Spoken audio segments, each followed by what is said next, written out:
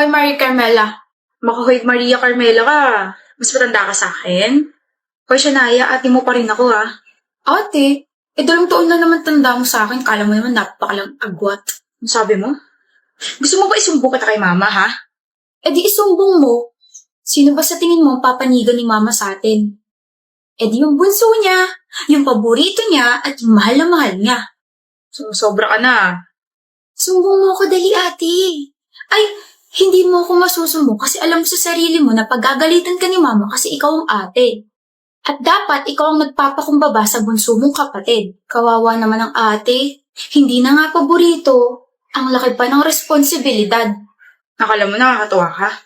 Napipikon ka na ba? Kung ayaw mo ikaw ang isumbong ko kay mama dahil sa pagkakating mo kahapon, pahiramin mo ako ng damit. Gusto ko yung paborito mong dress.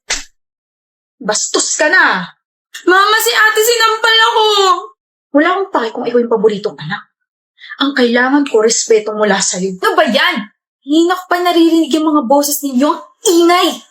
Ma, magsampalan na lang kayo buong araw. Tsugas kayo? Pagod na ako magtrabaho, pati ba naman dito sa bahay, pagod din ako? Charot lang. Manaman eh.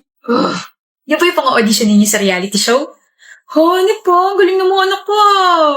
Ma, ba't ka naman po sumingit? Nawala momentum namin. Sorry na, nadala lang ako ng emosyon. Pero in fairness, ang lakas ng sampal.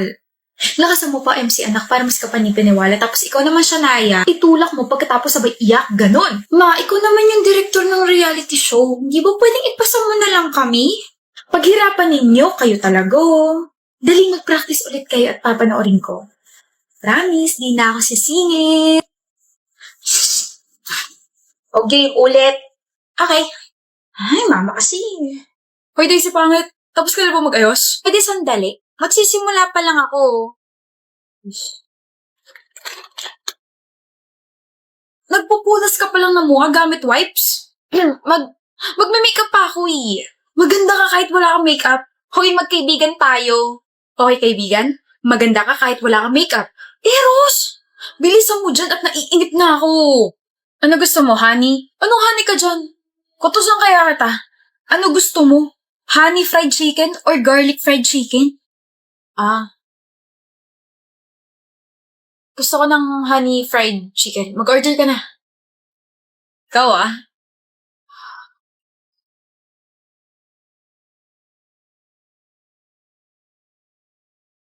Okay po, honey. Okay, habang wala pa siya, magpupunas muna ako ng table. Oh, ito na po yung pagkain kamahalan. Oh, magpunas ka muna ng mahal ko.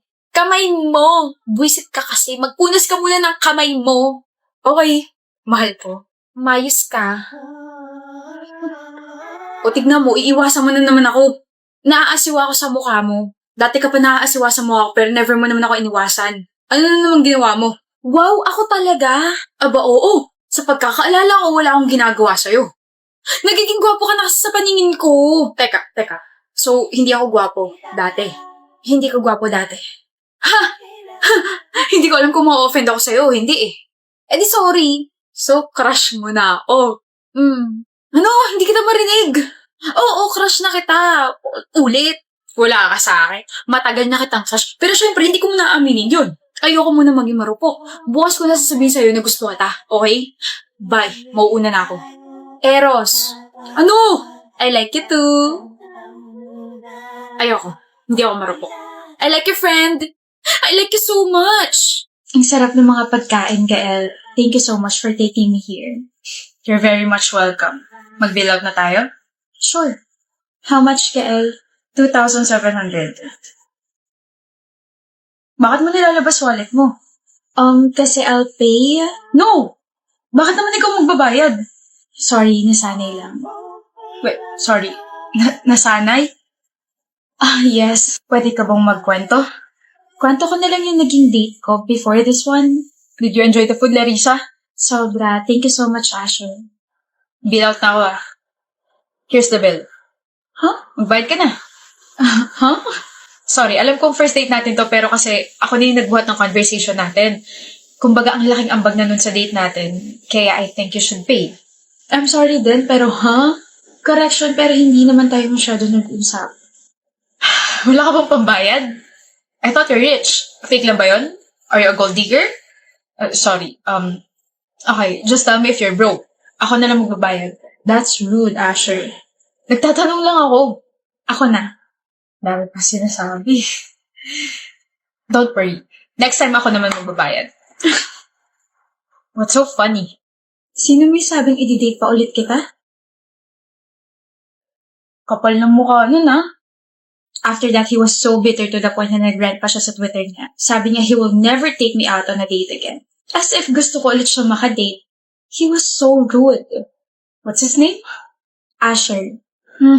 Asher moments. So, let's split the bill na lang?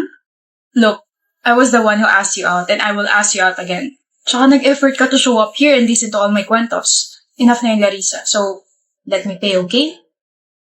Okay. That's great. Hello, Edwin? O Laura, bakit? Hindi ka kasi nagre-reply kaya tinawagan na kita. Sorry, nasa labas kasi ako ngayon. Sino yan? Classmate ko. Classmate o baka babae mo? Ano ba, Johanna? Wala akong ibang babae. Akin na. Ano ba?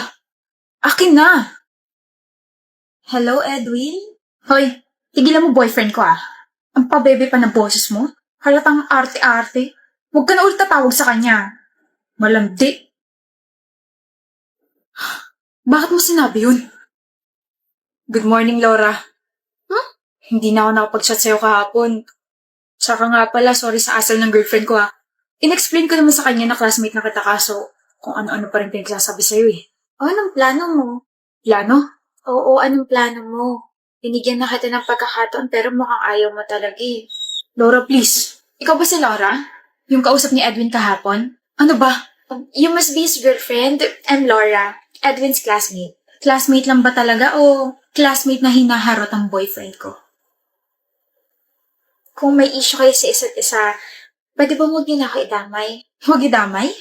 Ikaw tong tatawag sa boyfriend ko at kanina lang, narinig ko na tinatanong mo si Edwin kung anong plano niya. Nang binigyan mo na siya ng pagkakataon? Bakit? May affair na kayong dalawa? Balak mo ba kami paghiwalayin?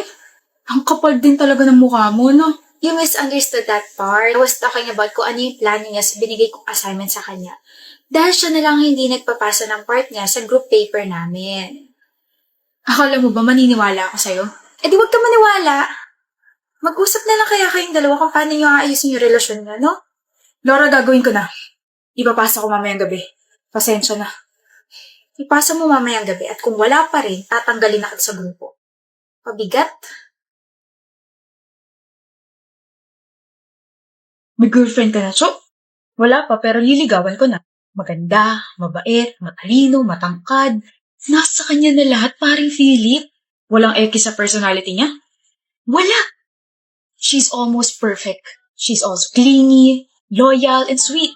Wala ka nang hihilingin pang iba. Ganun ba? Basta. Alam kong ito na ang mapapangasawa. Hello, nagkaaminan na kaya kami. Tsaka alam mo namang date to marry ang peg ko, di ba? Hindi ko na pakakawalan to. Bakit parang... Parang ano? She's too good to be true. Parang punong-puno ng red flags yan, ah.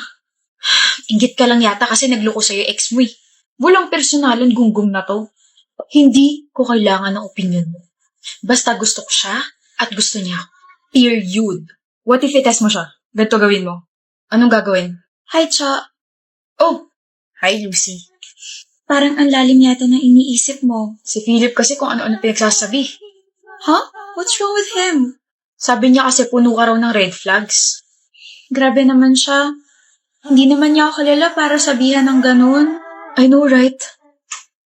May pogi, oh. OMG. Cho, bakit ka lumingon doon?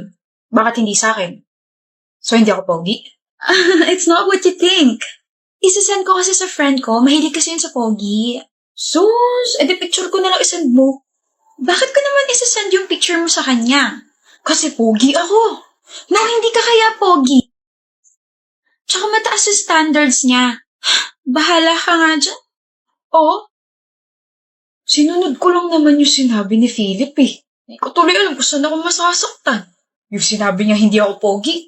O doon sa paglingon niya sa poging lalaking dumaan. Philip, gonggong ka. Philip!